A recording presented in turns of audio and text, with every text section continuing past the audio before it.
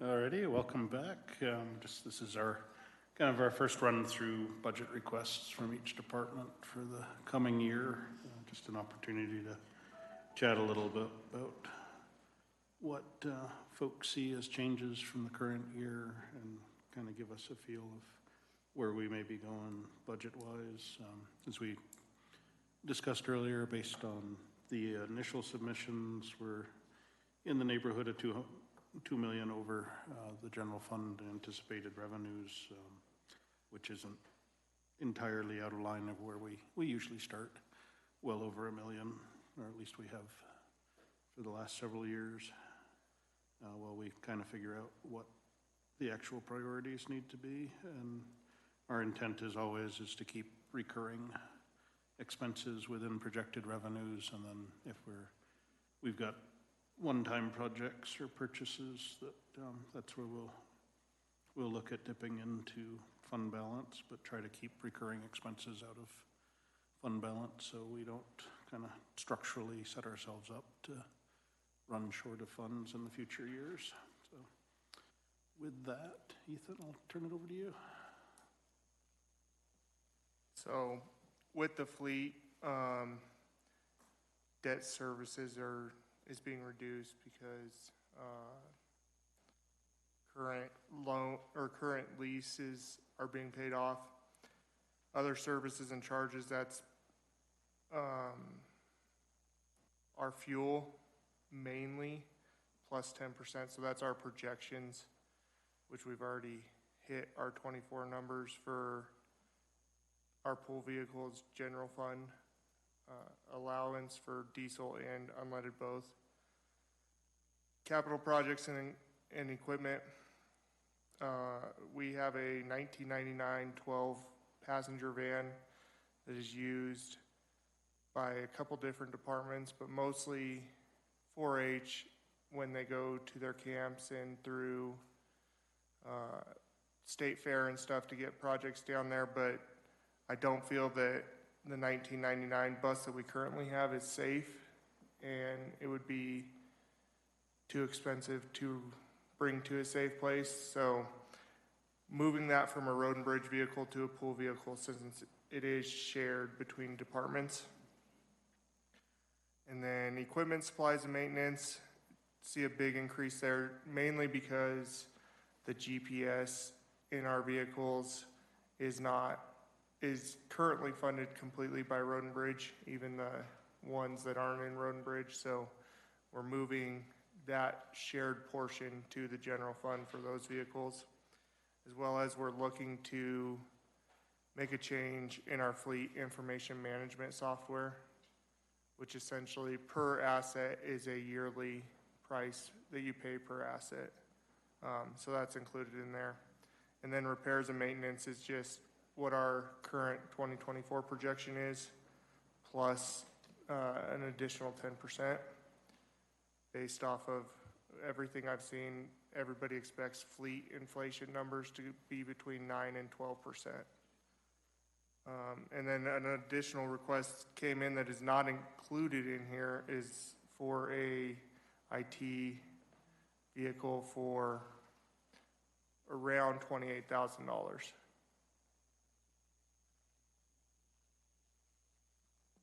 What type of vehicle were they looking for? That vehicle would probably be like a Chevy Trailblazer type vehicle, cheap SUV type vehicle, the cheapest ones on state bid.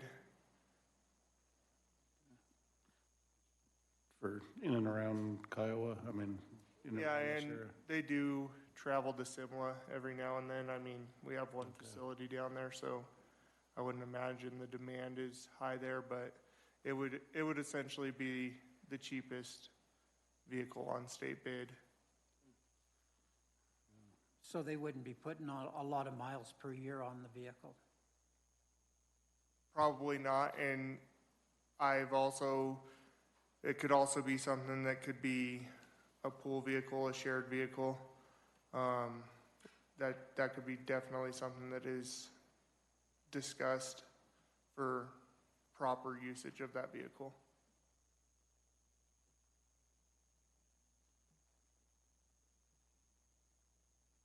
But it could be a pickup. Could be a pickup. I mean, state bid has about any vehicle you could want on there, so we can spec it out to what we would need that vehicle to be.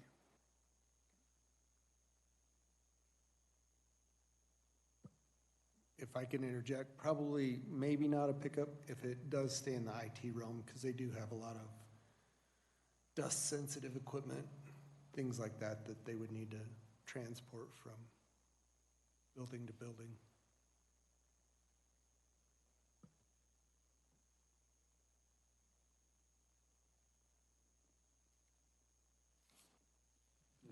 Well, just looking ahead in the packet, I know we got the sheriff's office coming up, but they're retiring several vehicles there, or at least their desire is. Would any of those vehicles work for IT? That could definitely be something that could be looked at for an IT vehicle. I know this year, I think it's all, we have 2 Chargers, which are very, very high mileage, that are being sold, and then some pickups that are going away. So definitely could be one of these Chevy Tahoes that are on this list. That was the reason I asked you the question about a pickup. Yeah. So, I mean, a pickup, like Monty said, if they have to take larger equipment, but between the current vehicle that they do have and the pickup, I think they could, if it was a pickup, could accomplish the majority of their tasks. I believe there was some of the SUVs from the sheriff's office on that list also. Yeah, there was. She just showed me the list, so. And that would certainly be more cost-effective to do an intergovernmental transfer than buying a new one. Yeah. Particularly if we're not driving many miles. I agree with that.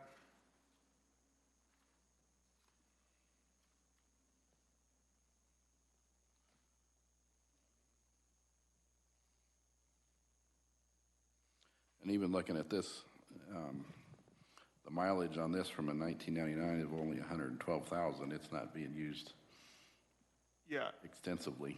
yeah, it's not being used terribly much.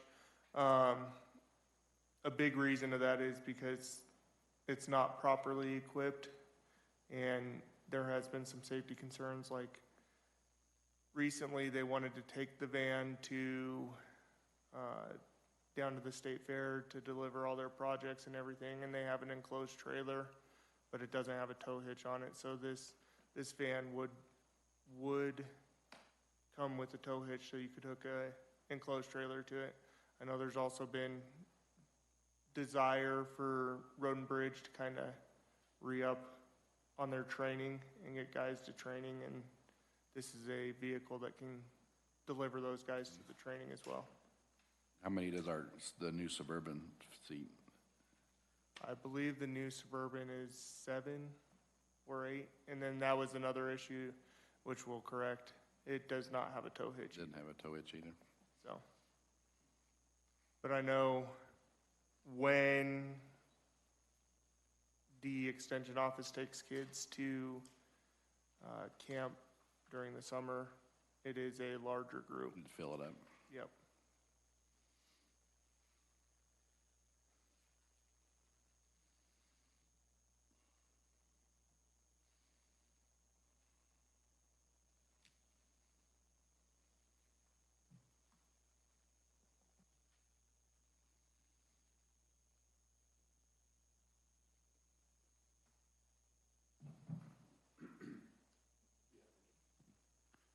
Excuse me, do you have any current pool vehicles you're looking at retiring, or?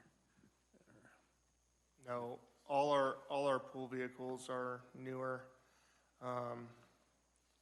2019 Escapes, that new Suburban, and then we kind of brought on one of the old building inspector's pickups as an additional pool vehicle because we were out a couple months ago, I did not have pool vehicles to hand out, so I was handing keys to road and bridge vehicles to get people where they needed to be.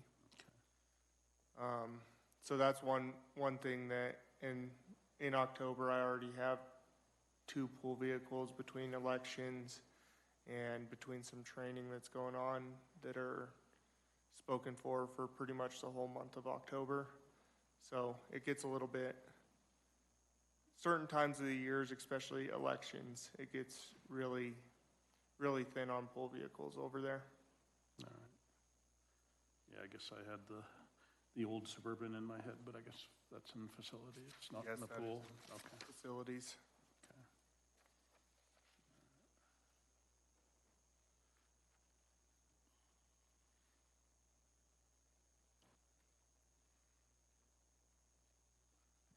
How is the new facilities out there where you've got doing the car stuff and that?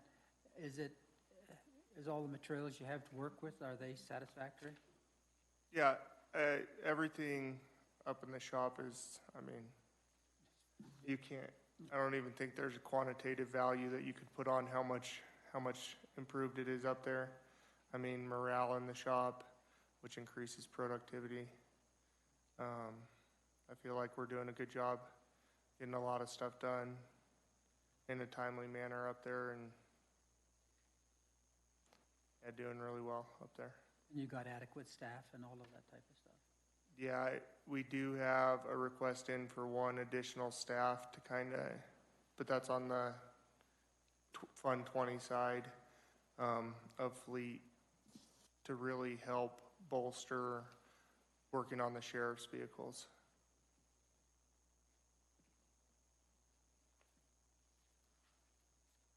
Thank you.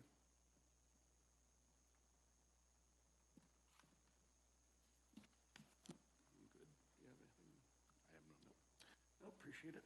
All right, thank you.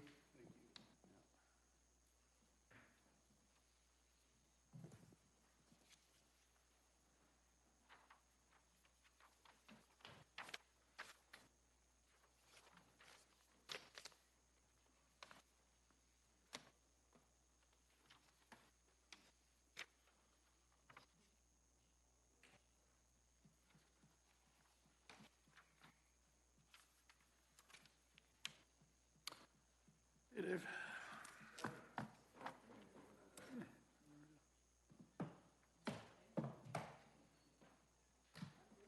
Hey, Tim.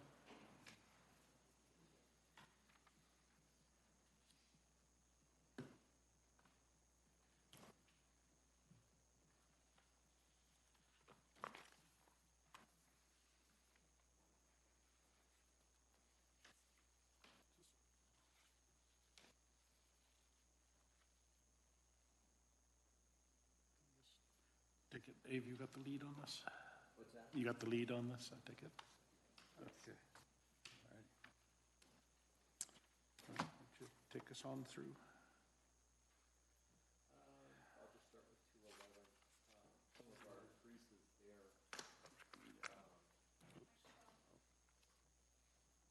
Can't hear me? They can't hear you. Okay. It's a little tough to predict our revenues, and I know Tiffany and I have had some discussions about this because of the audit not being in, but we anticipate a slight increase in revenues in 2025 over 2024. It's kind of hard to reconcile some of the things that we have because of the audit not being done. Our salaries and benefits basically went up 6%. Other services went up 34%, but 90,000 of that is for legal services. And what we have done there is, in the past, we've received some deductibles from lawsuits. So we've included those in the budget for 2025. Repairs and maintenance went down a little bit. We're seeing a lot of good progress with getting the vehicles serviced with Road and Bridge. They're doing a great job up there. Equipment and supplies are actually going down a little bit, just because of needs and things like that. Some of the big expenses that we have in that category are, we're replacing our SWAT vests, they're expired. So we're replacing the Kevlar inserts only, we're still keeping the outer covers.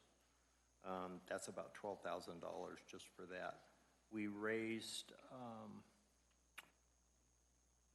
the uniform allowance for deputies basically on what we're seeing for cost.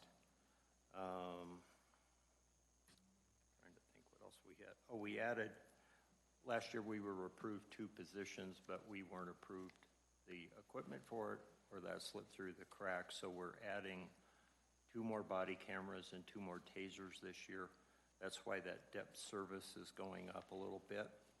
The capital projects, part of that is, or 50,000 of that is for some interview rooms we're looking at doing over in OEM. The bulk of that is for the equipment for the recording of interviews. Right now, we're using a pretty antiquated system that resides in our kitchen, the recording piece of it, and we're having to use our training room where we record things. So it's a little bit tough in there. We're also requesting 4 bulletproof shields to go in cars. Those add up to about $7,500 a piece. And that's the major changes in the 211 budget.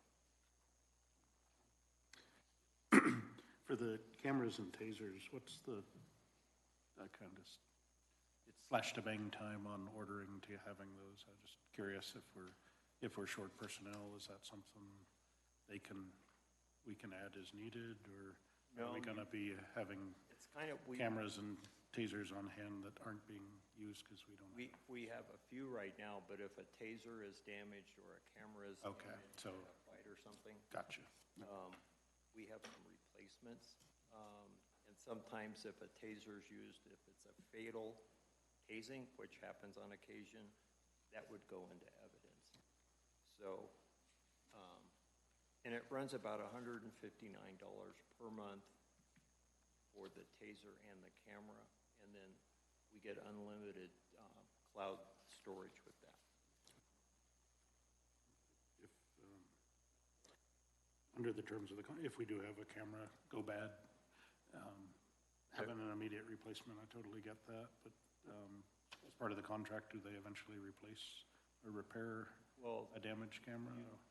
it's funny you mentioned that. We've only been 2 years into this contract, and they've already sent us new replacement cameras that are upgraded. So our supervisors can actually see what's going on at the call, and they can actually transmit voice now through these new cameras. So they're really got a lot of really nice improvements in them. And that was with the contract, so there's no charge on any of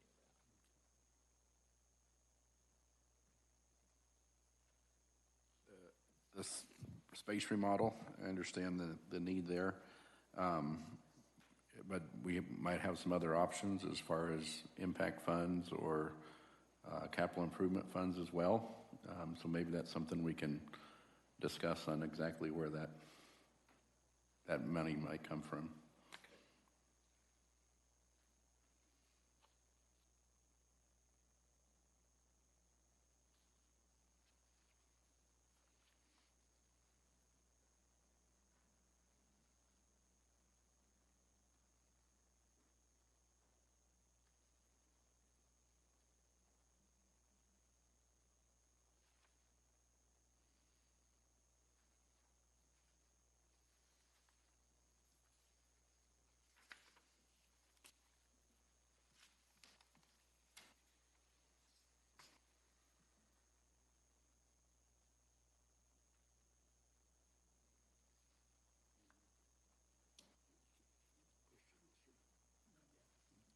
You ready for 212?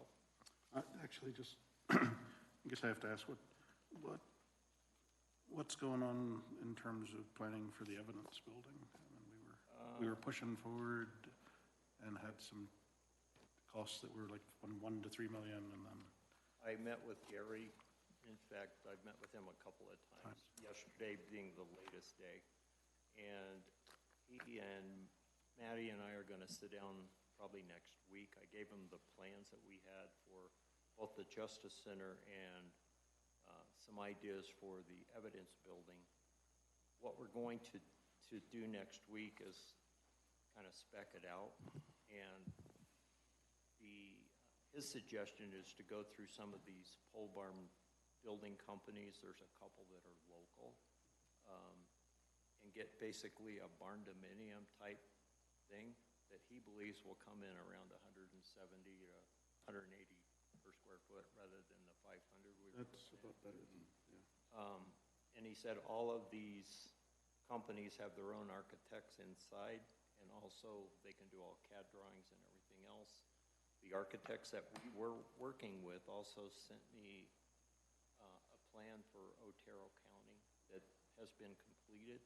That kind of shows their entire sheriff's office was done with the whole concept. So we'll meet on that next week. There's a little over $750,000 of impact fees sitting in the coffers there. So we believe we can come in quite lower than the original 3 million, 3.5 million. So you're looking, what, around 3,000 square feet, or am I? It's like 6,000. 6, okay. And I know we have that $50,000 in there for the interview rooms. Yeah. If we can move forward on the evidence building, we'll probably put those interview rooms in there and may or may not use all of those funds. So if we end up going with a 1% sales and use tax somewhere in the future, we would just be tearing out those interview rooms in the three years or whenever it's going to happen. And it doesn't make a lot of sense to me if we can locate those elsewhere now.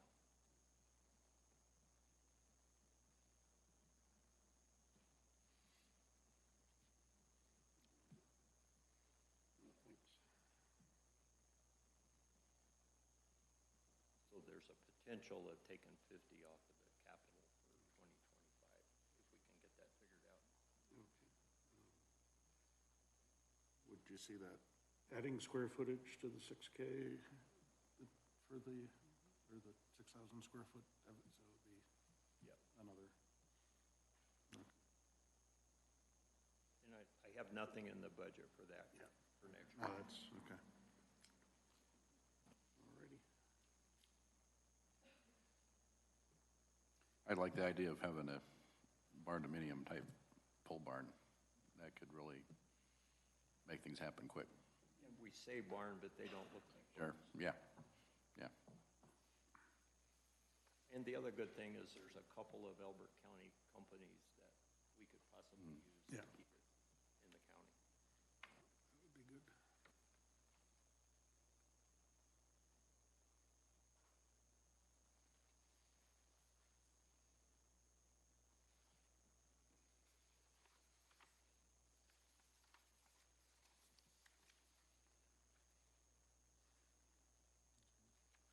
Ready to move on to the jail? Yeah, okay. Under the jail or 212, our biggest challenge right now is we have an RFP on the street for jail medical. We'll know more about that. I think it's October 3rd. But we've had quite a few companies that have been interested in providing services there. What I did is put in our current contract amount for right now, which is $440,000. WellPath, who is that company, you know, since they gave us the basic ultimatum, I'm going to say ultimatum in the first thing, they've come back to us 2 different times wanting to negotiate and said, oh, well, that's not a hard number. And I told them, when you have a $160,000 increase on that, we're going to go elsewhere and look around and look at our choices. So that's the major unknown right now as far as cost for 2025. You'll notice a pretty big increase in intergovernmental, and that is the JBBS fund, which helps fund a lot of our mental health and other things. Chad Church puts in quite a few requests for them throughout the year for different items. We have 145 in there right now, but we are anticipating receiving a grant letter from them for probably more than that. Did we hear like 200? Okay. So we're just not sure on that amount yet, but hopefully by the time the budget's approved, we'll have a better number. Salaries and benefits go up 7%. Some of the other charges that I have in there are, again, 3 more jail doors for our security system. Again, if you're not aware, the locks are no longer made. You can't find parts for the jail door locks. So we're having to have doors remade. We've done this about 3 times, 3 years, 2 years. This would be the 3rd year. And for those doors, the original plan with the previous architectural firm was to reuse all of those doors in the new facility. Those areas would be remodeled, so it's not like we're just putting money into doors that we won't get any life out of. So there should be an extended life on all of those doors.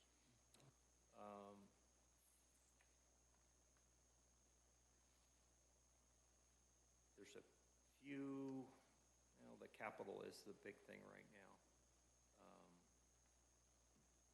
55,000, so that's the big expense there. We have new radios coming for detentions next year, hopefully. We're having some discussions at ECA about what we need in the future, and one of the problems that has happened is Douglas County has decided in 2026, most likely, that all of our radios need to be upgraded to a special encryption, and we don't really have any choice in that matter. But that's some of that cost that we're looking at.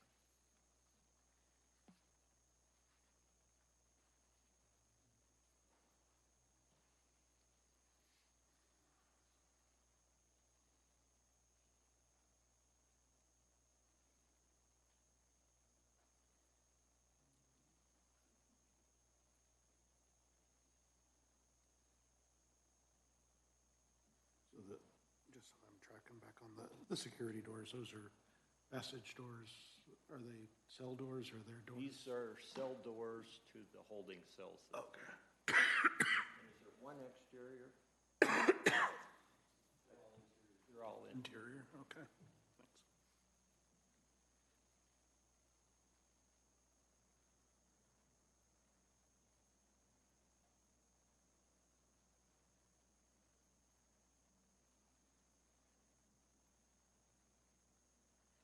So, how much has WellPath come down, or is it the 150, 160, The what now? the WellPath contract, is that 160, was that their coming in number, or is that? No, that was what they wanted to add. Right, but I mean, that's, Yeah. that was their initial ad, and you said they've come down some, or? And then they were here yesterday on a site visit, and I know Chad spent time with them, and I spent time with them. Some of the things that their increases are because, in my opinion, is they've lost an $11 million contract with El Paso. And I think they're trying to find new ways to pay for the people that were down in El Paso and some of their executives. Because when I talk with the jail nurse, she's not had a raise in 3 years. So that's one of those issues that, the people that are doing the actual work here are not getting rewarded, so to speak. Even to the point she'd be interested to go to work for another vendor. As she lives in the county, so. Do you know who El Paso went with? Do I know what? Who El Paso went with? I have the company. It's somewhere. I think they're also applying with us. There's about 5 or 6 vendors that have shown interest. So. El Paso brings up kind of the same, I know their clerk and recorder, when they write contracts, they always have language that would allow other governments to piggyback. Do you know potentially if any of the surrounding counties have contracts we could join versus? I don't know about joining. I haven't really explored that, Okay. but you should know that WellPath does Douglas County, does Arapahoe County, Weld County, and Adams County. Okay. So kind of the benefit to them, if we have a sick nurse, for Is it- instance, yeah. they They can shift it can easy. people Okay. fairly close. But I'd assume El Paso got something less than 11 million if they changed, so. So. But there would be some value, I think, in keeping within the 23rd footprint as well if we're sharing resources, so. I can certainly ask. I know when I was looking around, I talked to Weld County, and their average, not average, I think that their increase per year per contract was 3.2%. And our last contract with them, which expires this year, we had a 4% cost of living raise in there, so, or yearly Yeah, raise. okay. I mean, it wouldn't have been a big deal if they would have probably stuck with that.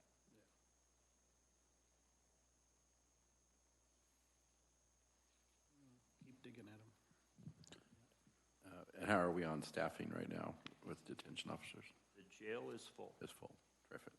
We have a new deputy starting, well, not a new deputy, a deputy that left and is coming back, starts tomorrow.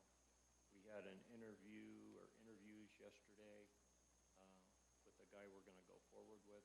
He's from the Department of Corrections. And then we have a couple more interviews in the next couple of weeks. We did our interviews today for our body worn camera person. We interviewed 3 people. We have a previous person with experience from Aurora PD that lives in Elizabeth, and she looks like the front runner. Mark Kelly. Good. So we're coming along, but that still leaves us, I think we have, with these 2 guys, if they both start, we still have 5 openings. So it's just tough. Everyone's looking for people. Yeah, I saw, just with the recent news in Aurora, I heard a newscast where they said they were down 200 people within the Aurora Police Department, so. Yeah, and pretty much everyone's got Yeah. flyers out there that they're hiring, so. Okay.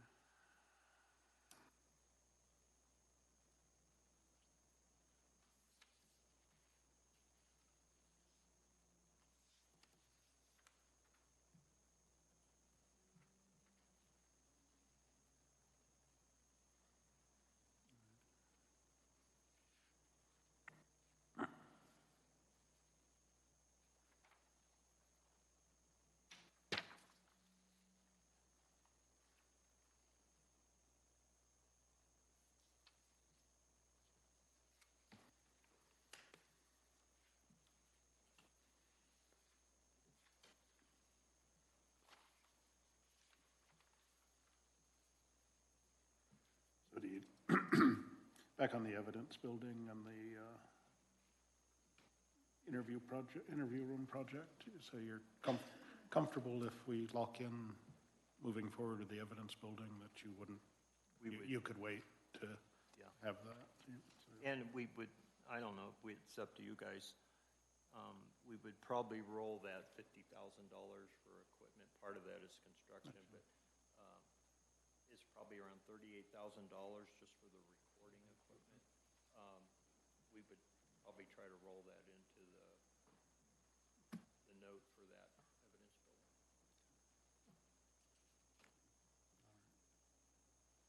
No, let's see what the numbers come in at, because that may not, I mean, if we're down in the under $2 million range, that not be something we need to finance. Well, we should know more. We're gonna talk about specs next week, and then Gary and Maddie are gonna draw up the gov bid specs for that. So that'll give us some idea.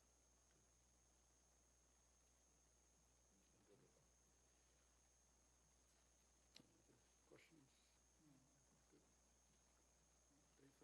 Anything, Tim, on your plate? Alrighty, well, thanks, guys. What's that? Talk about leaf or? Oh, yeah, okay, yeah. It's not listed. See, I've been trained to follow my agenda. We are, being short-staffed, we are challenged with writing a lot of tickets. We've been working a lot of day shifts with a sergeant, one deputy. And right now, they're out on a fatal motor, or ATV wreck. So we have no one out. The captain's out handling calls right now. That's why he's not here. So we don't have as many people as we would like, because they're committed to taking calls, to be out dedicated writing tickets.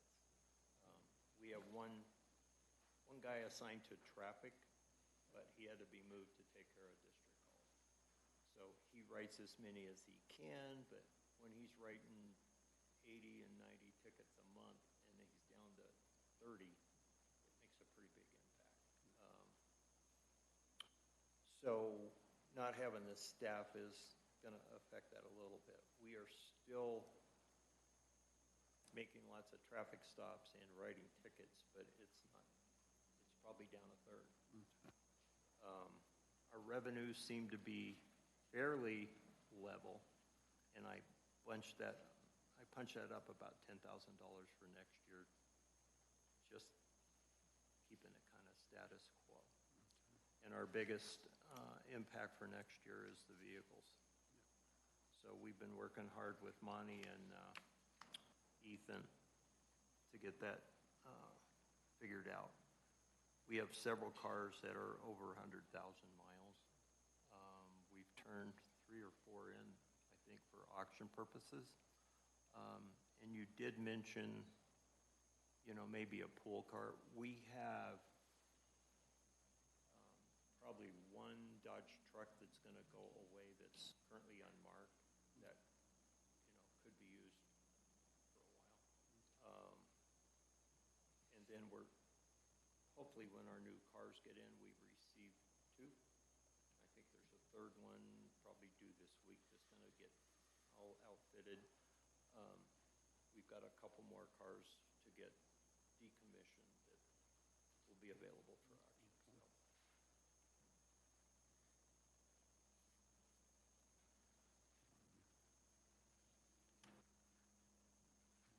Do we have a anticipated fund balance for LEAF at the end of this year?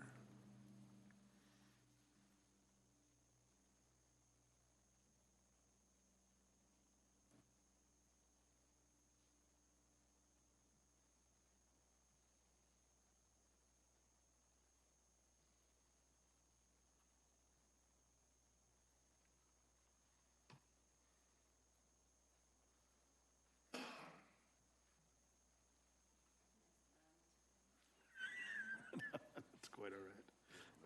You're on the big screen.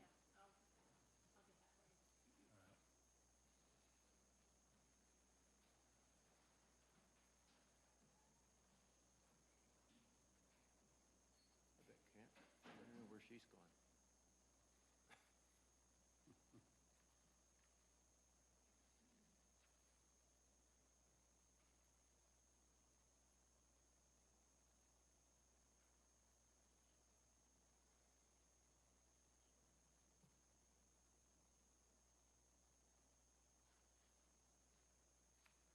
Have any of these vehicles that are on the list for auction or replacement, have they been evaluated by PubWorks guys to see if they're, maybe can take another year or anything? We mostly went by the new fleet policy on mileage, but I want to say we have for people that are driving cars, we're putting on about 31 to 35,000 per year. I think we had 14 that we identified as needing replacement next year, and we settled on 9. Just solely based on mileage?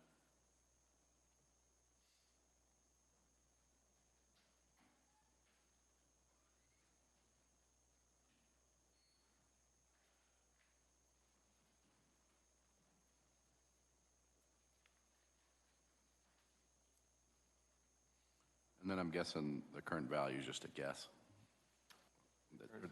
There's a column that says current value of these replaced vehicles, and then it looks like most of them are 10,000 except for the Tahoes that are 13. Is that just a ballpark? That's totally a guess on my part. I hope it's low. I don't know how used cars of sheriffs work, but used cars hold their value pretty good anymore, and so hopefully we'd get a little bit more than that. If we can sell them to other agencies, I mean, it saves us almost $1,000 taking all the crap out of them. And a few of those sales that we've done over the past have been, you know, probably less than they should have been. The last truck I think we sold was $10,000. And they just changed the Elbert County on the side of the car to Kiowa County, I think was the last one. They had a pursuit and lost 3 cars in one night. Ooh. So it saves us, and it also, you know, if they can use them and it's a good value for the county, I think it's beneficial in the long run.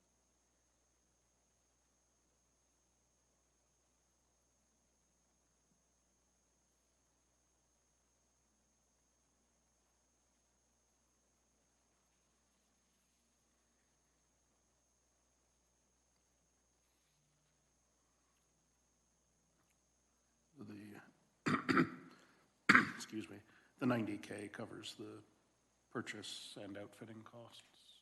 Yes. Okay. And Ethan's put those numbers together, I think so.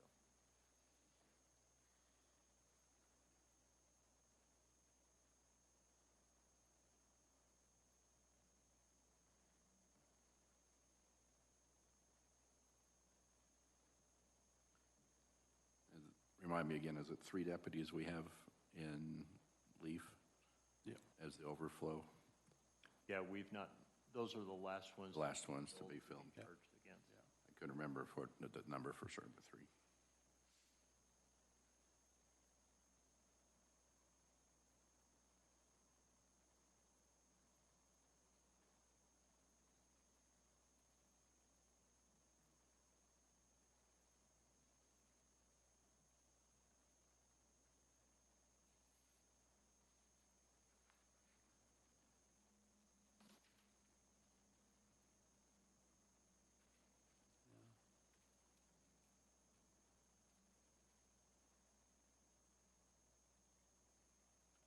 I'm assuming for this year, if our debt service is unknown number, that we're gonna hit that target, and, Yeah, so at and the if we end of, haven't touched the deputies' right, lines, then it would be an increase in 306 it would be an this year, increase. over whatever we ended with, so. But budgeting the increase for 2025, that's not going to be sustainable Oh, right, yeah, going forward. yeah. Yeah, so as we get closer, I guess we'll just have to discuss whether we move one Yes. back to the general fund, or how we make that, that work.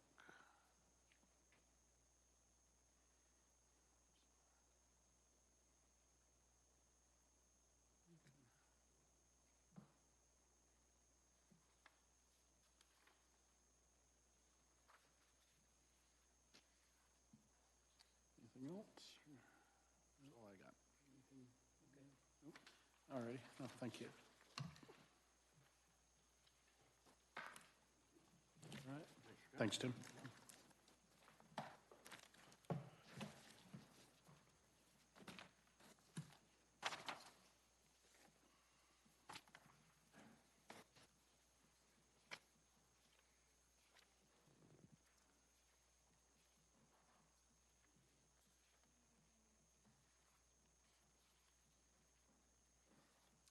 Good one. Hey, Sandy.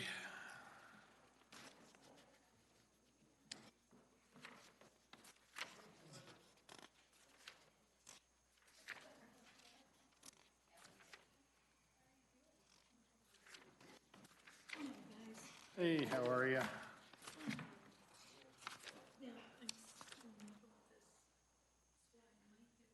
Okay, all right.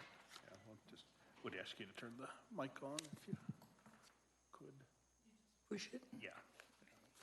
So I take it your streak is still alive, 0 customer complaints? I just said that your streak is still alive. You've had 0 customer complaints? No, my customers all love me. Yeah.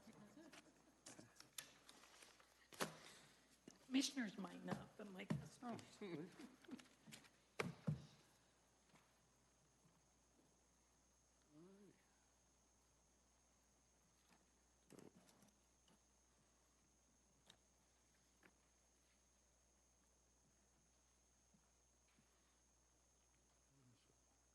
So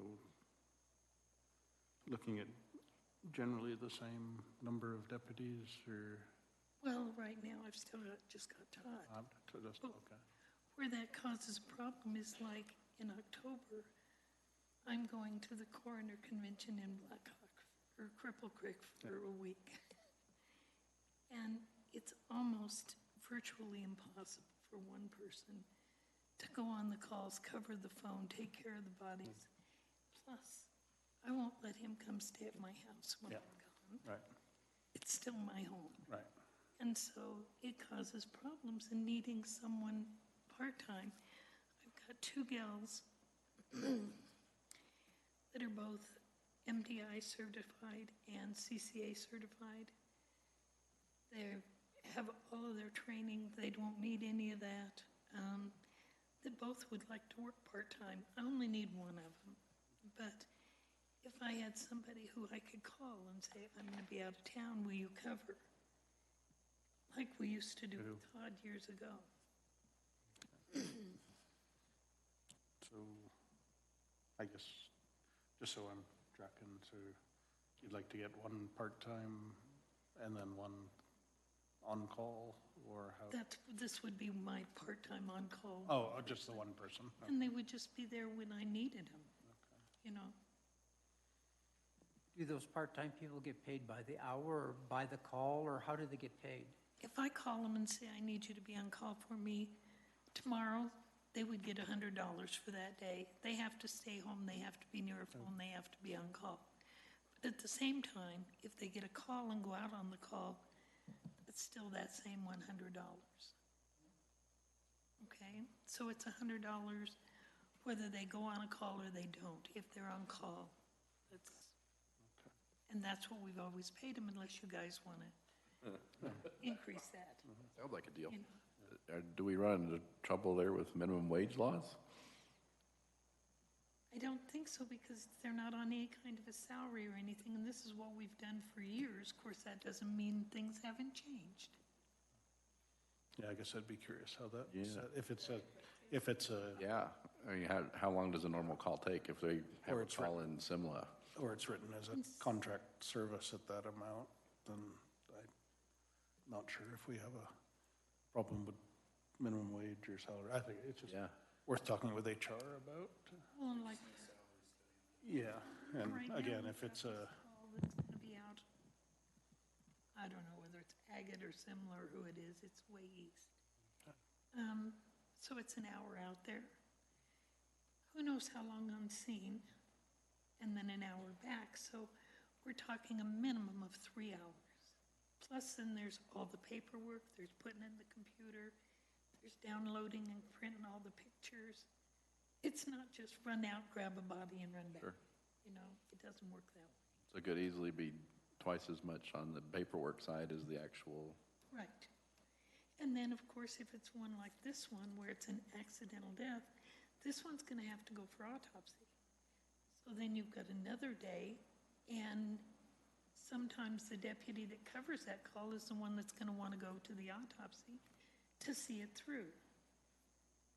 And so sometimes it would be a 2-day thing. where they would be paid for both days. Well, if there was a 6 hours event, that works out to between $16 and $17 an hour, somewhere through there. We need to see what we can do. You can with double it. it, I don't care. Yeah, I think a salary study's in order. Yeah, I was gonna say, it's either we gotta make sure we're doing it right hourly, or Well- it is a service that we're contracted. Right. It's on them to, We've had an agreement with Lincoln County for quite a few years, that if we have something out on that end of the county, and it's like a blizzard, they go out and cover it, they charge us $25 an hour. Plus, we have to pay for their thingy for their camera that the pictures go on. oh, What is that called? Anyway, the chip or whatever, we have to pay for that. But we pay them $25 an hour, but only if they go on a call. They don't pay while you're on call. So, no, obviously, I absolutely support the $100 a day to just be available. I think we need to look at, well, and If I we're didn't know how to compensating put that fairly, in the if they- budget for a number. Yeah. So I didn't. yeah, okay. That's in preparation for next year. Pardon me? That's for next year. Yeah. So you're still stuck this year. Well, we're gonna get along like we are right now for this year. So, and if Todd needs help while I'm gone, he can call Lincoln County. And we already have an agreement with them where, and the way we did this is rather than an inter-office agreement, we deputized them, they deputized us, so we're cross-deputized. Just, I know I probably ask every year because I lose the number in my head. Generally, how many deaths do you respond to in a year? Last year, we had 126, and we're looking at about, right now, if we keep going the way we are, 150 minimum this year. I've got 2 in the cooler right now, and 1 more on his way.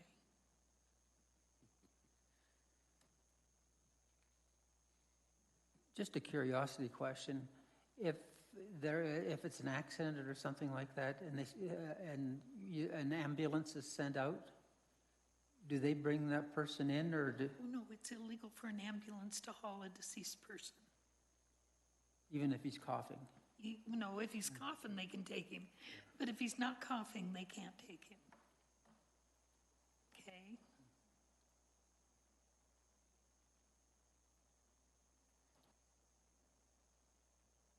So even if live when they put him in the ambulance, they still end up going to the hospital. If they're live when they go in the ambulance, right. But now we've had them pick them up east of Kiowa. And between there and Elizabeth, they pass away. They stop the Elizabeth Fire Department, and that's where they're taken off the transport is where they're pronounced. So, but if they know they're deceased right there, then they can't go forward. Can't go Once on. they've pronounced them, they can't go forward.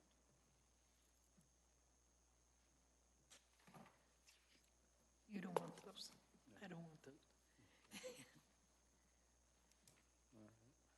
So have you put in the budget that we're seeing here, an increase for the, No, I didn't put On-call? numbers in because I It's not didn't know what kind of money you'd want, what kind of increases you would want for that.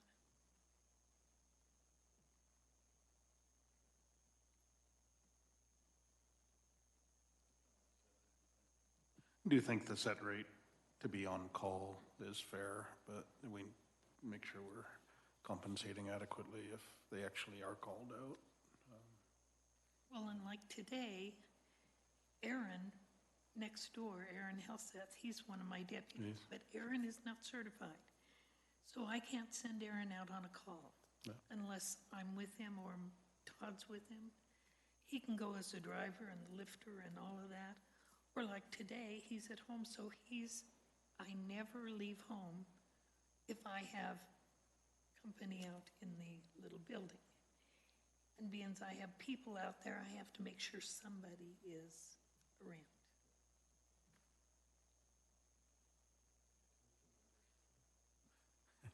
Totally understand that. Okay?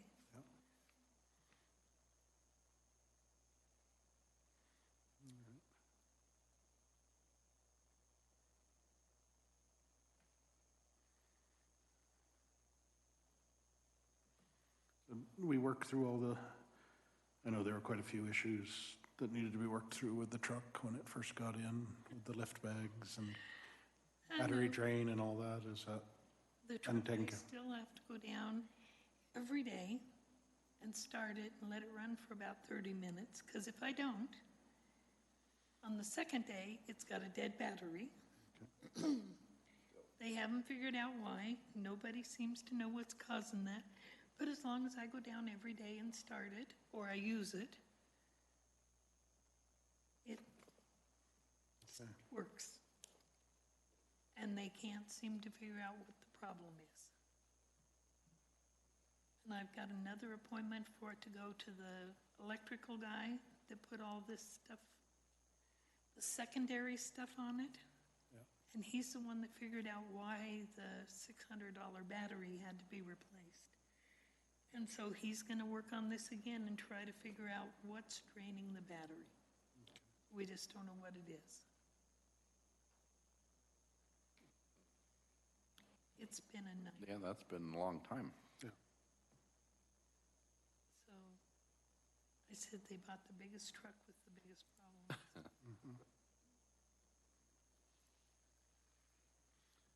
Well, I guess that comes back to, is it too much truck? I mean, it's like a 1-ton For me, pickup. I mean, I doubt we pick up a ton of dead body. when we went and did this, Yeah, I told them what I need is something basically like what I've got. yeah, You know, I don't know what size mine is, but with the 8-foot bed, not. So they got the 8-foot bed all right, on the biggest truck they could buy. But it was a problem over here during that time because we had one guy that was the head of yeah. fleet, and then he left, and then another one came, and then another one came, and all of them had their fingers in it, and none of them would call me. Finally, Derek Yeah. came over to the house and sat down and said, okay, what is it we need? And I said, here's the truck we've got. We need something just like it with an 8-foot bed, this size, this is what we need. And Derek left the next day. So, but after that, nobody called. And then when they put the pram in there, I said, call me. I want to be here when you put it in. I need to know how it works. I need to know what it does. And I was called and said, your truck's ready, come get it. I finally had to call the company and have them send the gal out from Arizona to spend a day showing me how it works. And she said, well, no wonder it doesn't work. It's not put in right. So then she showed us what to do. We got a hold of another guy who fixed that part by putting the drop on the truck. So it's just had numerous, and now we're down to just, it works. I can get the pram in and out. I can take it on calls, but there is an electrical problem.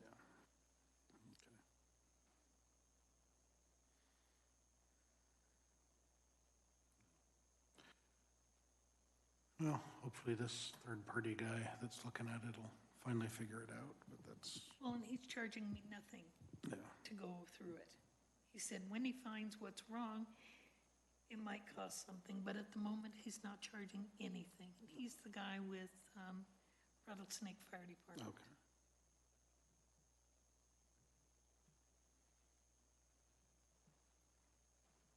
How old is the truck? Almost 2 years.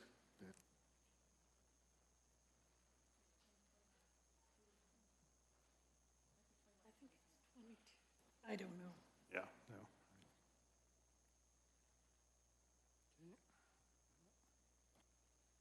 If this doesn't fix this, let us know, because like I said, I think we've put a whole lot of time and effort and money and frustration into a vehicle that's really not the right vehicle for the job It wasn't anyway. right to begin with, And if it's only 2 years old, that 110, I mean, and has very few miles on it. yeah, that might be a better solution for the plow truck that facilities wants. And get a lighter duty pickup Are with they an gonna 8-foot like the bed. pink that I've put in it? I, I'm sorry. no, that's quite all right. If it's a Manley fiberglass insulation pink, yeah, It's prettier than that. okay. Well, Okay, the last Yeah. thing on my thing there is rent. oh, I was gonna say that came as kind of a surprise since this has been going After on. 40 years, don't Yeah. you think it's only fair? Well, after 40 years, I would have thought it would have been brought up decades ago, honestly. It because was we have brought offered, up. we have offered many times over the years to build a facility and No, have been no, told no. over the years that you wouldn't work in it or your predecessor. That's not not work in it. true. I can tell you all the different times, Chris, there was 2 buildings right out here. We asked for one of those. Commissioners said, no, we're tearing them down. Okay, there was a double-wide trailer out here. We said, you're taking everybody out of that. Let us have that. No, we're getting rid of that. So they tore out all that stuff. There was, when the sheriff's office left the jail in the basement of this building, we said that'd be perfect. We'd even have the storage for our evidence and for our files. No, we don't want that in the courthouse. Then when they moved dispatch out of the dispatch center, I came to the commissioners and said, that building's empty. Can we have that for a coroner's facility? One of the commissioners looked at me and said, how much rent do you intend to pay? Why would I pay the county rent to run a county office? Basically, Chris, we have asked and asked over the years, and Mike asked and asked, and every time we ask, they'd say, we'll give you a room at the sheriff's office. No, that's not adequate. Okay. And that's where we've said no. Okay, well, I've only been here 8 years, and when it was brought up, we were told by Well, in the Mike last that he 8 wasn't. years, Mike wasn't here, Chris, it was me. Well, with Mike, the I've first, been the Mike, coroner. first my year or first 2 two- years was Mike, so, the first year or two I was clerk, I remember sitting at this table and the topic, it was an ongoing topic, it always came up. And Mike was pretty adamant that he didn't want to change at that time. I remember that conversation very clearly. Well, and that's back when they were just kept saying, we'll give you a room at the sheriff's office. No, that won't work. And we've been adamant about that from the beginning.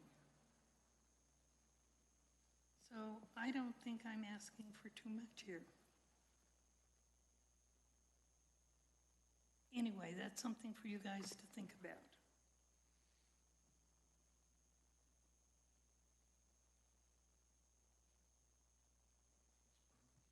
part of that discussion would have to be what you believe would be a fair rental price. Pardon me? Part of that discussion would have to be what you would think would be a fair cost. Well, yeah, I'm not asking for you to pay me like you do the county manager. I'm not asking for that kind of thing. That's a little inappropriate. I was Sandy. being obnoxious. I Yeah, apologize. Okay, thank you. I'm not asking for anything out of line or anything crazy. I'm asking for fair.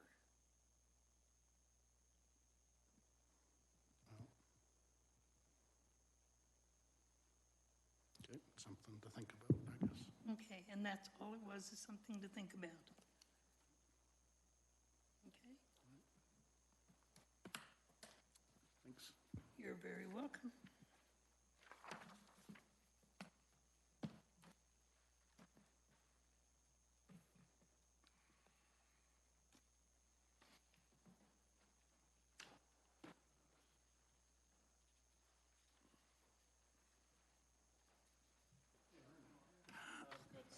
Yep.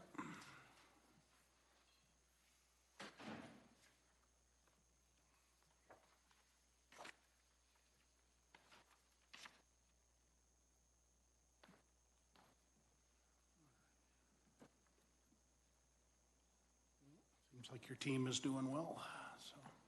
Yes, thanks to county leadership and some bought-in visions and collaboration amongst multiple departments, we've made a lot of strides towards improving the resilience of our community, getting through disaster recovery 4731 from that June flooding, as well as improvements to our team.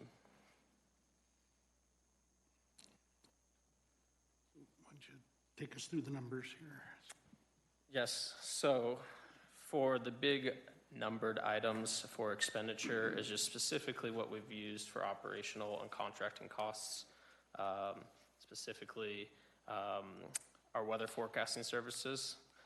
That's for all the events that take place throughout Elbert County. Specifically, an example would be Elizabeth Stampede, the Boy Scout Grand Jamboree coming up. They provide weather services for extreme weathers, such as tornadoes, hazardous things that could affect life safety.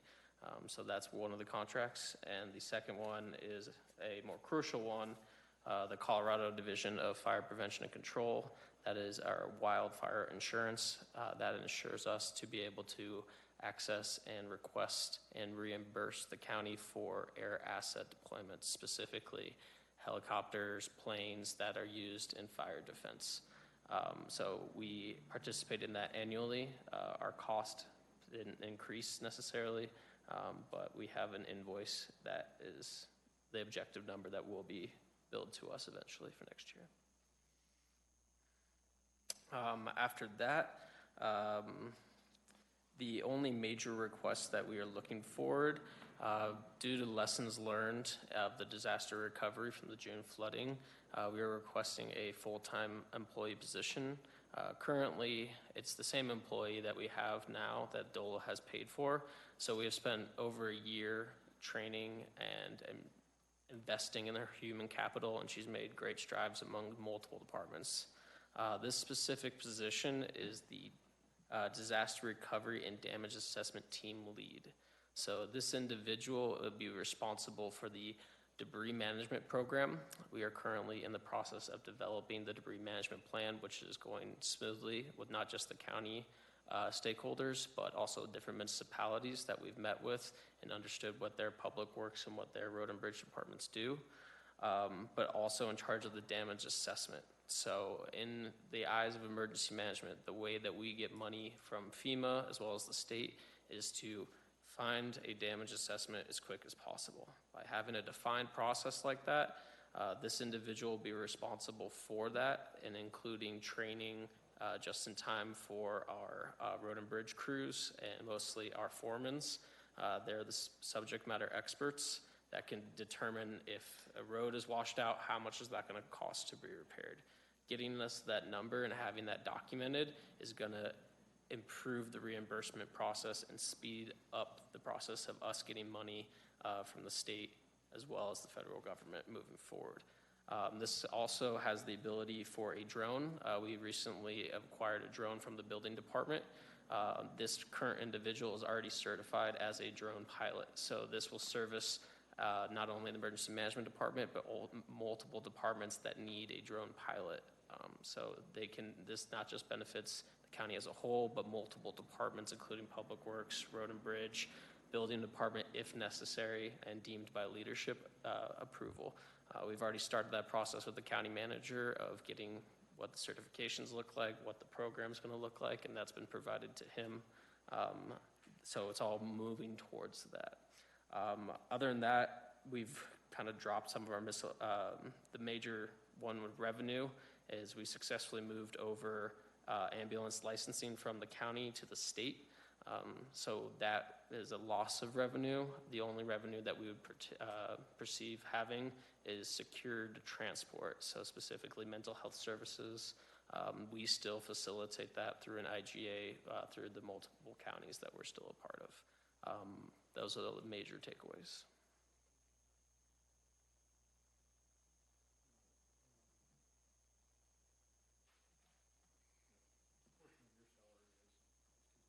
A portion of your salary is covered by grant funding, is it not? Yes, sir.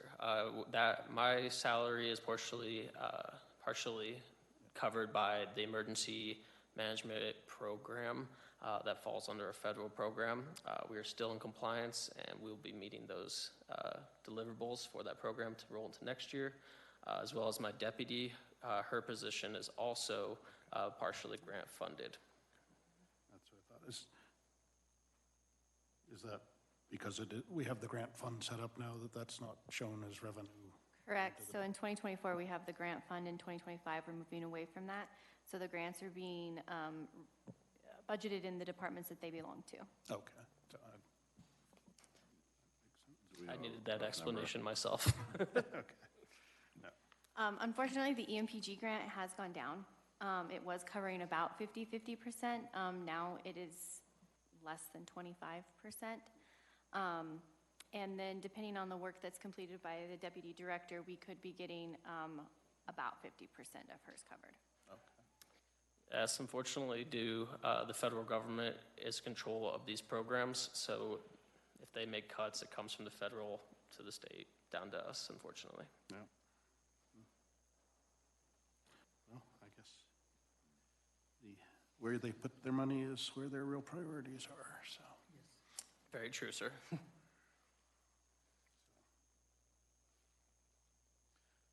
Well, it's always the hesitancy I have going forward about funding a position solely out of grant money, because eventually it runs out. But evidently things will be working out well for you. How are you on space over there? So I've had a discussion with Under Sheriff Fisher regarding the space that was occupied by Phoenix. We've come to an agreement verbally about sharing office space, as well as that large room, converting it into a multi-purpose room. So I've actually put into the budget request specifically for office furniture. Hopefully we can use some that's still available through the facilities. That would be our first priority, but it'll be able to give this FTE her own office, and then the space could be a multi-use space for training. Under Sheriff Fisher and I have come to that agreement of using it for not only as a breakout room for policy decisions during emergencies and incidents, but training room, and also for the sheriff's office to use as a training room as well. So it would benefit both office and department in that aspect. And it will allow us to make more improvements to the Emergency Operations Center, which we've already done a phenomenal job this year with a partnership with ECA, Elbert County Communication Authority, as well as the IT department. Bringing that internal to the county was extremely beneficial. We've increased our capabilities handfold. It's hard to put a measurement of how capable the EOC is now.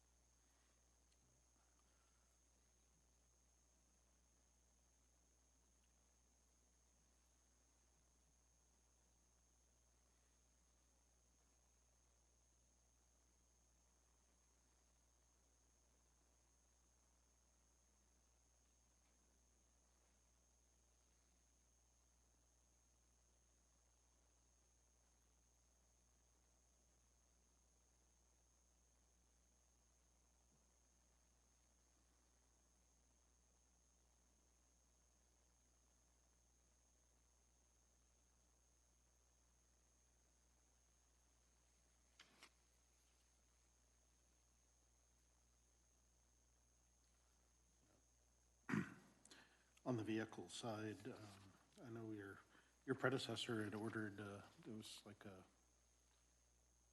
some sort of insert for the back of a pickup that was kind of a field EOC type setup. Yes. Did that come in, and is it of use?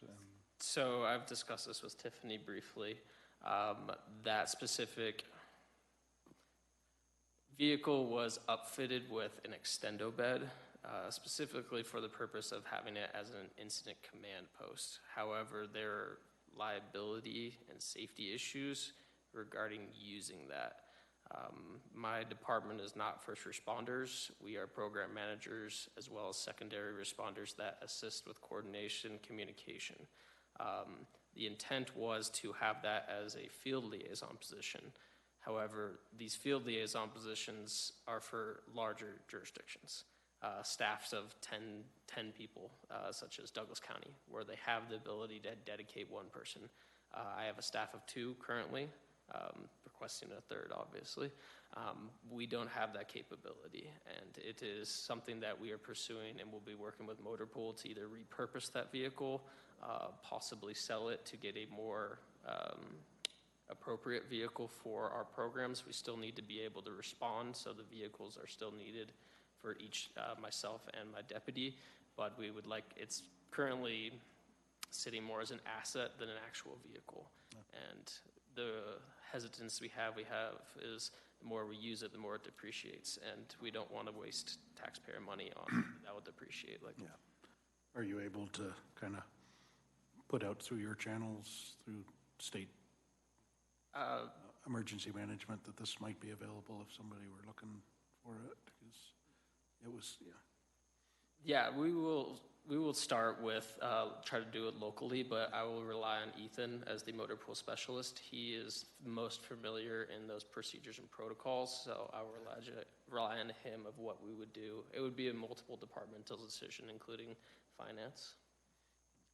Yeah, I think the biggest concern was the uplift was partially funded by federal funds, and so we have to research what that means as far as getting rid of that asset and what that may entail. okay. Yeah, that makes perfect sense. Excuse me.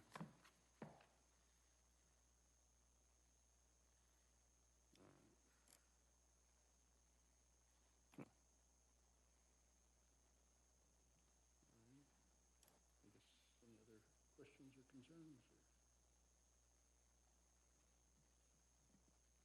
Since you've taken over this department, has there been any significant challenges? I think the most significant challenge, without addressing subjectively what it is there was a lot of things that weren't getting done. There's a lot of compliance issues, and they have been mostly addressed. There were things that were technically not in compliance with federal and state statutes. We have since sewn those up. We have made improvements to addressing the Right to Know Act, as well as not violating communities' rights and civil rights. We've recently started the LEPC, Local Emergency Planning Commission, had our first meeting this past Monday. It was great, a lot of participation, focused on school safety, as well as other compliance issues regarding alert and warning, the systems regarding that.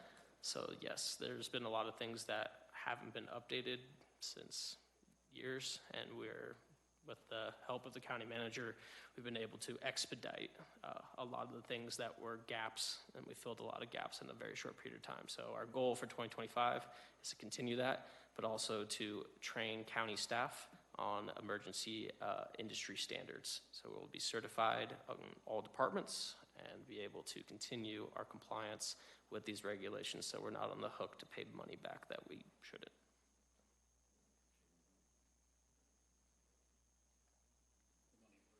The money part is absolutely nice, but, doing things for the right reasons and the right things for the right reasons is much more important, so. That's why I love my job. I get to serve my community. So. I'm done. Nope, I appreciate your time. Thanks. Thank you very much. All right.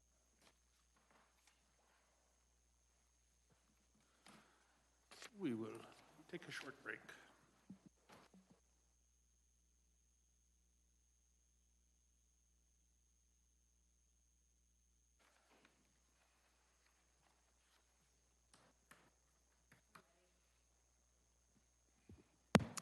All righty, we're back from our break to discuss building department planning and economic development. So Mark, why don't you take us through what you got? Okay, great. Thank you, Mr. Chair, Commissioners. Mark Denreader, Director of Community and Economic Development.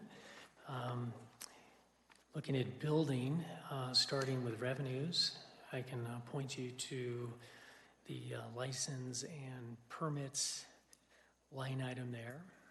Looking at the budget for 2024, there was a 1.4 million, and we've got a budget for 2 million for 2025. The Building permit revenue in 2023 was 2.3 million, so we're basically on track for about the same for 2024. In fact, year-to-date, we're at 1.9 million. So we decided to budget for that 2 million figure for 2025.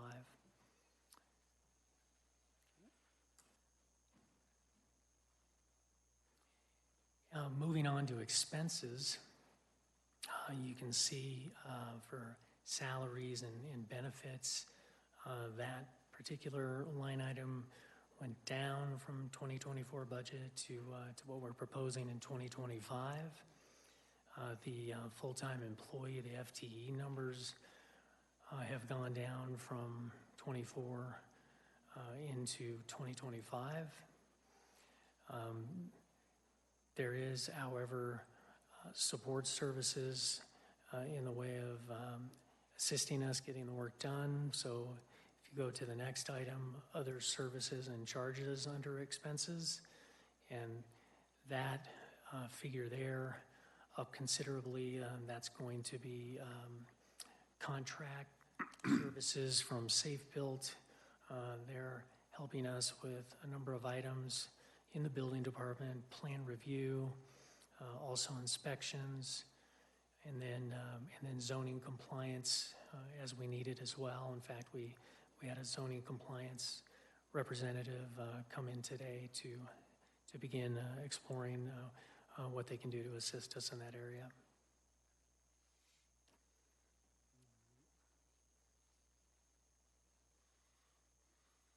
Questions or comments?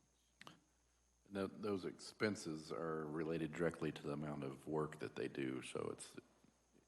That is correct. Yeah. So, you know, as you might imagine, we have it in the budget there in case we need it. But yeah, it'll be as needed. I would just kind of ask as we go forward in the coming year, I know we're realizing quite a bit of efficiencies, and the getting the stuff online is tremendous in the terms of service, but to make sure that we still maintain some level of capability in all areas of the department. So I totally understand the need to make changes to be able to get forward to where we are, but now I guess over time the focus is again what makes sense, that kind of our baseline capability remains at the county level, and we can surge to meet increased demands. No, that's completely accurate. I mean, obviously we set that up kind of like we've discussed before. It's like a water faucet. You open it up as needed. You really can't project how much you're actually going to use the service. Also, keep in mind, he is still trying to staff an inspector position, and we just had a candidate that turned us down because obviously, again, the market is competitive, and they wanted more money. So that position is still open, and we'll still try to recruit somebody, and obviously internal applicants are welcome to apply, because we want to grow and develop our own staff as well. Thank you for that. Yeah. But yeah, I totally get we need to budget for, you know, if we hit the 857 number, we're probably going to go over the 2 million revenue number. So, but I think that tracks well. So. Yeah, thank you. And I can add on to it. Mr. Fletcher indicated, so yeah, presently in the building department, we have 4 full-time FTEs, and we in fact had a building administrator join us this week, which is great to have her on board. And as you know, we have the Community Core software launched earlier this week. Lots of exciting things happening in the building department.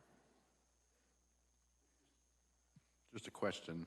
On the notes, it talks about 23 being 2.3 million. We're on track for the same for 24, and we're budgeting 2 million. Are you expecting a slowdown in permits, or just being extra careful, or? Yeah, thank you for that, Commissioner. Just went a little conservative, to be honest, on the number. Yeah, as I mentioned, we are at the 1.9 million year to date. So, yeah, consulted with Tiffany in finance, so we arrived at that number as a starting point.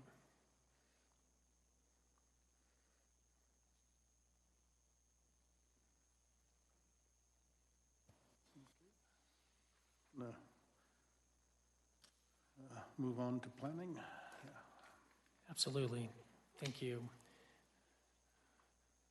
So if we look at planning and we started revenues again, just looking kind of at that bottom line revenue number overall, we had a 469,000 budgeted for this year.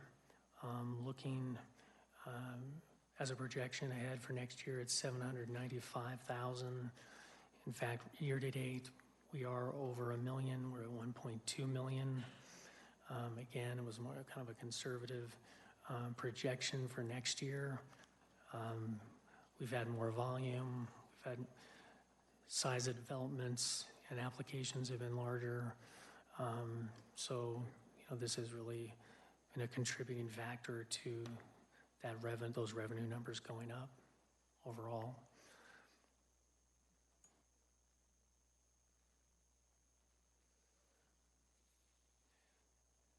So just the main item there under revenues again was just the program revenue piece. We can move to expenses and share with you a few items there. Thank you. Salaries and benefits. We are fully staffed in the planning department right now. We have 7 FTEs, great team, and we also have budgeted requesting 1 additional FTE for next year, GIS position. This would increase the budget around 75,000 if you take into account salary and benefits. So we have no open positions other than that one at the moment. Continuing on with expenses, if you look at other services and charges,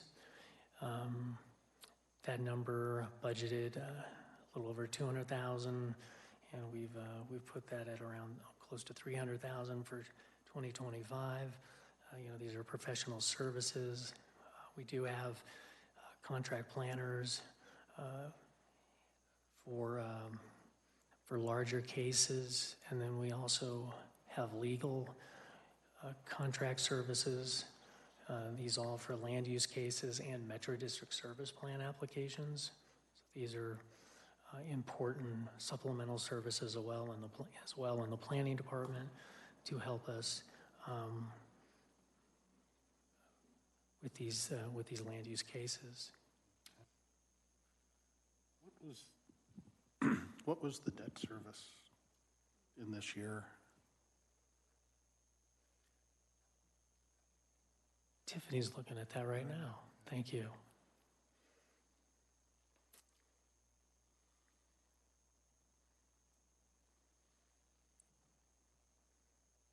While we're waiting, can you explain the GIS position a little more, what the function would be there, if it's exclusive for your department, or is it countywide? What the purpose is? Yes, thanks for the question, Commissioner. Yeah, the intent would be to have GIS position housed in this department, and of course, being able to support needs within this department, but additionally being able to branch out and to offer services to other departments as needed countywide. If I may add on to that, obviously, we've kind of thought about this GIS position for a while. Obviously, it's another area that is contracted that we need to get away from. So finding the right home for that position, a GIS tech or specialist, added to this department will provide greater support for not only planning but building also. Because a lot of those projects require technical expertise that would come from this, and we would not have to contract it out. Now, the benefit of it, obviously, is opening it up to stakeholders in the community. So now we have better support for emergency management, the fire districts, and school districts, et cetera. Anyone who's wanting to add that or get help in that area, such as survey. Survey sometimes wants these types of pictures and images to help them identify landmarks and other things. So right now, the idea is to bring it into this department as the entrance point and the housing location, but the abilities of the position are going to be way larger than the location of the person. So just something to consider again as we move forward, looking at the needs of the county. But that really would be a replacement for the ongoing contract costs, that consulting. Yes, absolutely. And also giving some relief to, we only have one person right now that does this in the assessor's office. We need to open those services up and the capability of providing those services to the rest of the county. And again, to those other outside county entities that need the help.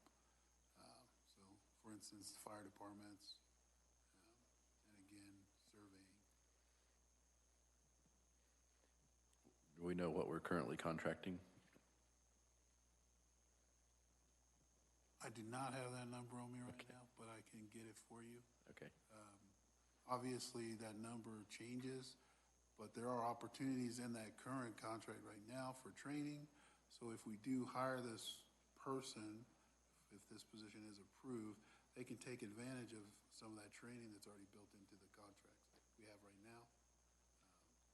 Obviously, there would be a large interest in the position. So just something else to think about. So, but there would be, the net position for the county would not be the full price here because of the other savings. I think that's true, but also keep in mind it depends on what level of personnel you want for the position. So if we hire an entry-level person, a tech, then they're going to take time to build experience and grow in the position. But there's a lot of folks in this area who have a lot of expertise who would want to come in at obviously a higher level. So it depends on what we identify as the need to begin with. Thank you. So yes, the debt services is with the SIA escrow. And okay. so that may have been an error that did not get entered that needs to roll forward into 2025, so I will look into that.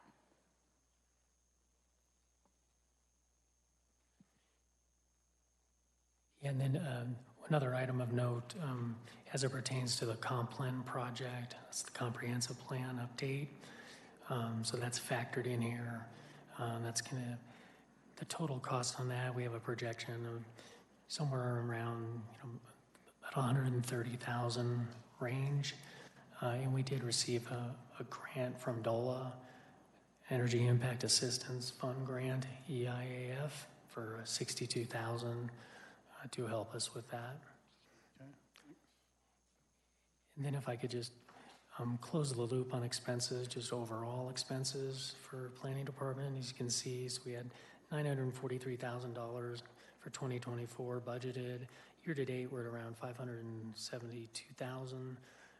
We might hit the budget by year end, but we are still proposing at approximate $1 million for 2025 for expenses.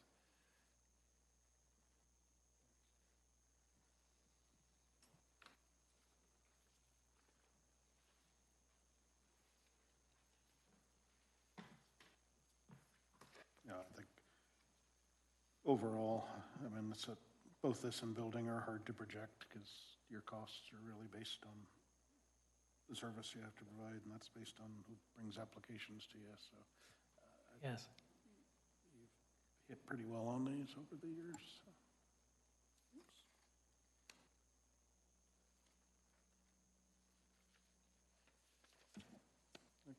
Economic development. Thank you. Economic development. The first item under revenue, you can see the intergovernmental. This piece actually comes from the impact fund dollars, so that has been moved into this area to help support economic development efforts. So we appreciate that. And the expenses on that side of it, you look at salaries and benefits, for example, which shows a figure trending down from 24 budget to 2025. And we did remove a position that we did have in the budget previously. So that's the reason for that movement of those numbers. More or less very straightforward here under this department.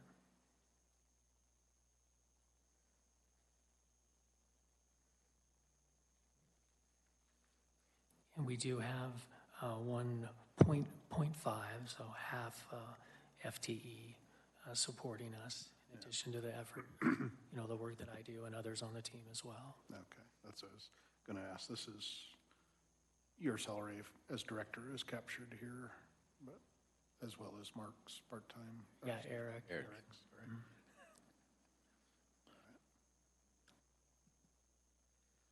All right. That one's pretty straightforward. So.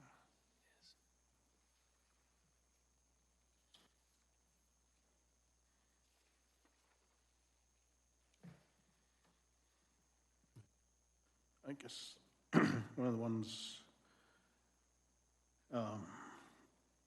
as we roll forward and with the work on the water master plan, I don't know if I just ask you guys to talk, does it make sense to shift where we keep funding and oversight of that program?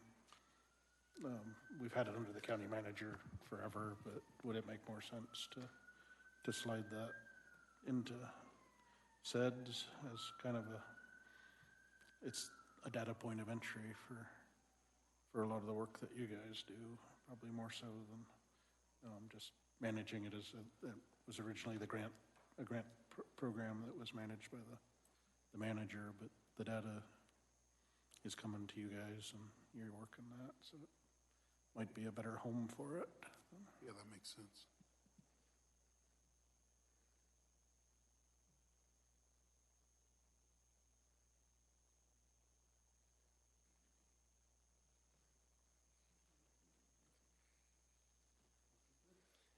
Great, thank you, By saying gentlemen. good, that doesn't mean we approve anything, it's just.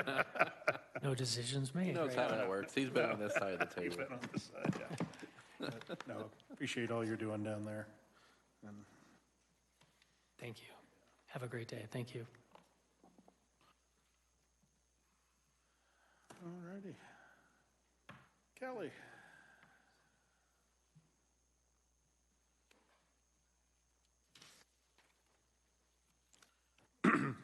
We did save the best for last. So.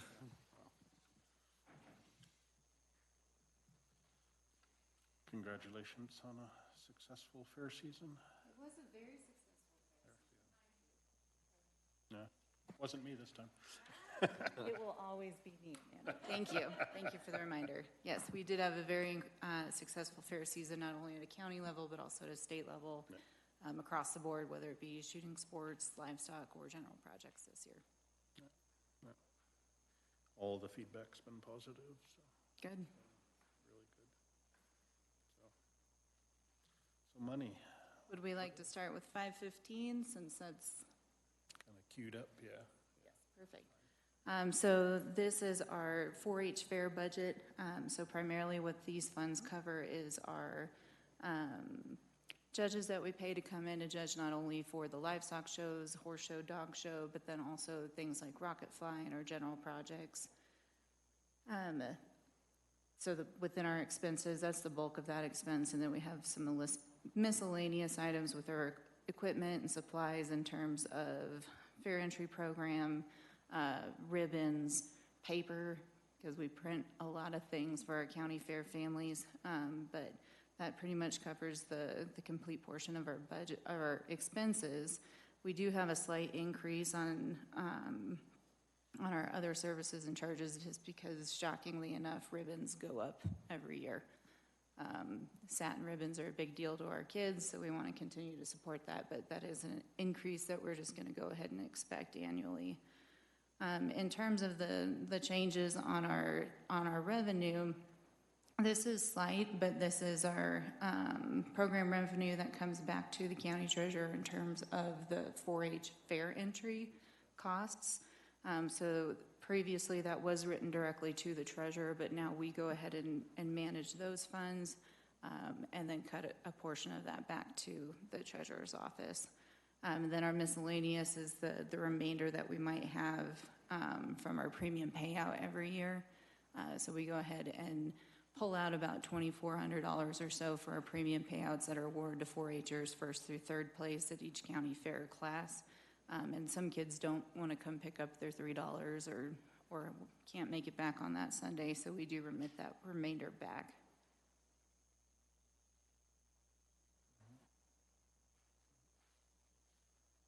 As you said, this is relatively easy.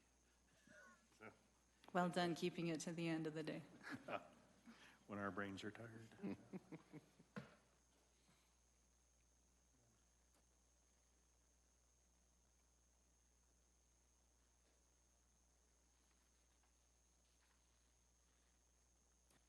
Ready to move on to extension? Okay. So moving on to our 610, which is our general extension fund. As you can see, our primary expense does go to our salaries and benefits. We do have 2 FTEs that are county fully funded. We also budget for 2 CSU partially funded positions. Right now we are down that position yet, but we are hopeful to be able to fill that hopefully by the end of the year, if not right after the beginning of the year. We did have some differences within our the services and charges. We had been looking at different, software management programs to do our non-appropriated account, and the direction we went on that wasn't quite what we were looking for. And so if we are able to find this desktop version of QuickBooks with a cheaper actual annual service fee for it, I think that's going to be a no-brainer. Which it just does rearrange that fund a little bit. We are going to try and continue again to go ahead and do at least 1 or 2 printed newsletters to our different volunteer organizations like our Master Gardeners or our 4-H families, or to end in conjunction with, say, the Weed Board or the local Livestock Association. So we did maintain and increase a little bit that printing expense as well.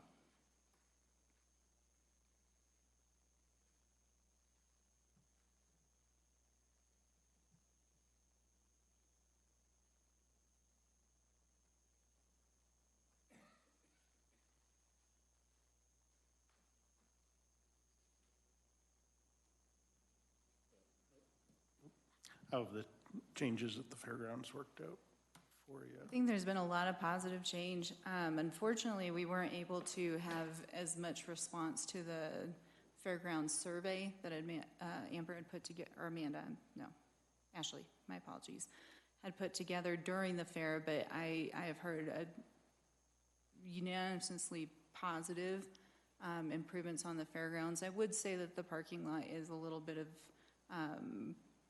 not quite what was expected, but I still think it worked for what the 4-H families needed in terms of their participation at the fair.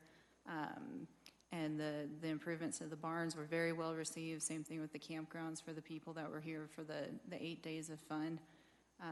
And we are looking forward to improvements in our office as well at the end of this year, so that will be exciting for us as we continue to sort through 30 years of treasures that have been stored in that building. What was the concern about the parking? I think the parking is just at some point in time, it is going to have to be kind of staffed, especially during large events. So kind of an unexpected cost, which isn't insurmountable by any means, but it's certainly a change, which is always difficult. In 3 years, people just think this is how the parking lot's always been. But in terms of being able to navigate people in and out of there, to remind them multiple times not to park trailers in there. And obviously, we want to continue to, I would like to see continued effort to creating handicap, parking and accessibility components of that. And as the county continues to grow and more events hopefully are held out there, I think that will be something to keep on the forefront for sure. So I know they designated quite a few handicap spots, but it's still proximity to, is it a proximity to where the events are? Right. The issue? Okay. Yep. And it's certainly something with all the improvements and changes that the facilities has been working with our Master Gardener volunteers with as well, and moving that demonstration garden away from the building. Not only will that make our department very excited when we don't have water coming in to our offices during those big rain events, but I think that does give a big opportunity for those volunteers to start fresh and really include the community in some things. I've already seen several community members utilizing that space, and that's certainly something that we've kept in mind too in designing that in terms of being accessible for the public. My next question. Perfect. But so I know change is hard, and there was some angst with the Master Gardeners, but are they happy with the outcome, or they're getting used to it, or they're? I think they are excited at this point. I fully expect and am trying to help them realize that this is going to be an ongoing process. And what's done this year, there's going to be differences for obviously the next year and in the next 5 years as well. So. Okay. Well, that's good. I appreciate that.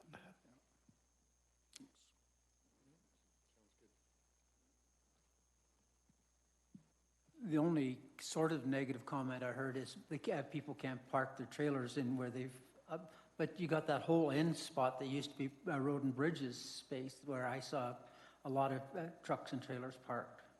We've always had, let's say in the past 5 years, trucks and trailers park in that archery range that's designated for the 4-Hers. And now that Road and Bridge, that storage area is free, that's where the Fair Board wound up putting their overflow parking for those larger days where the community was there.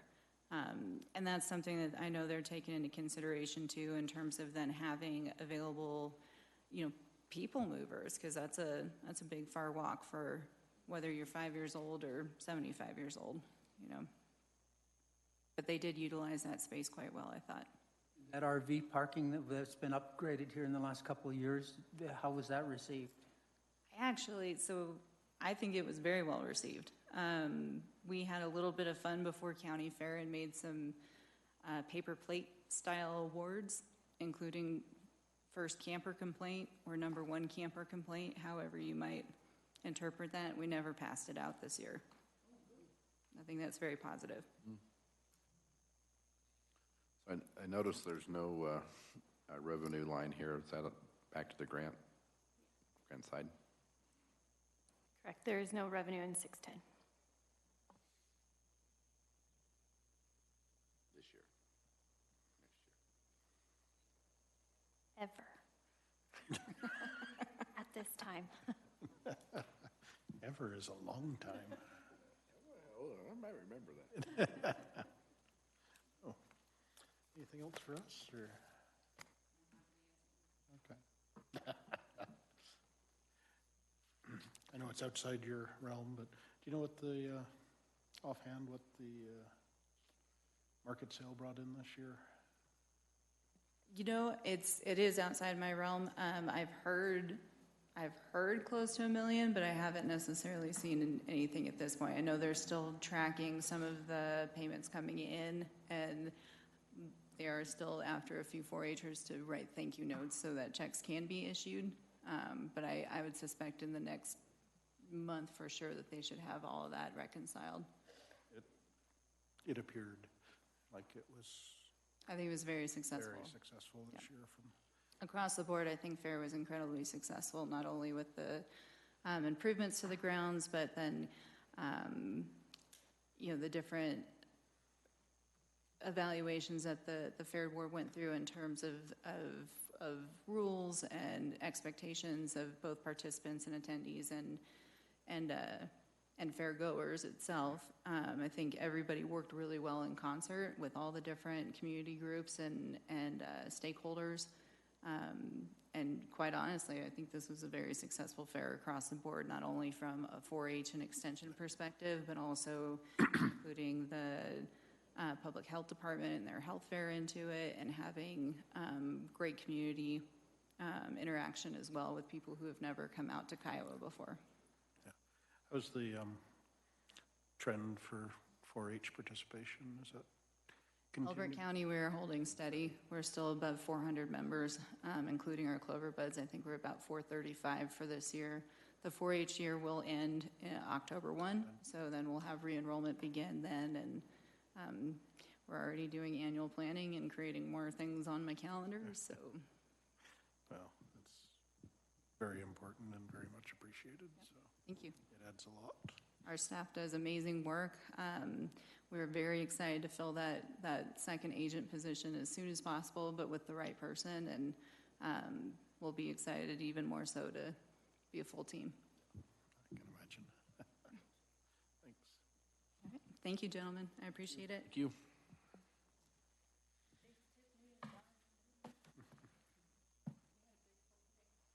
We did.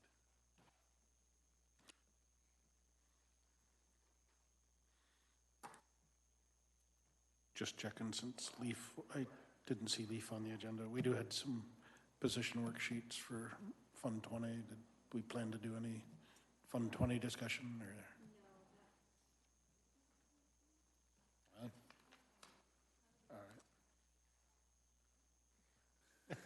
All right. So yes, you were given additional FTE requests for Fund 20, just so that you are aware of what they are asking for. Ethan did mention the mechanic. The other two were truck drivers, just so they could fill their crew. And then additional requests that they had were some capital purchases in 25. Those would be outright purchases. Those would not be through leasing. And I believe those were all of the requests that we had this year. All right.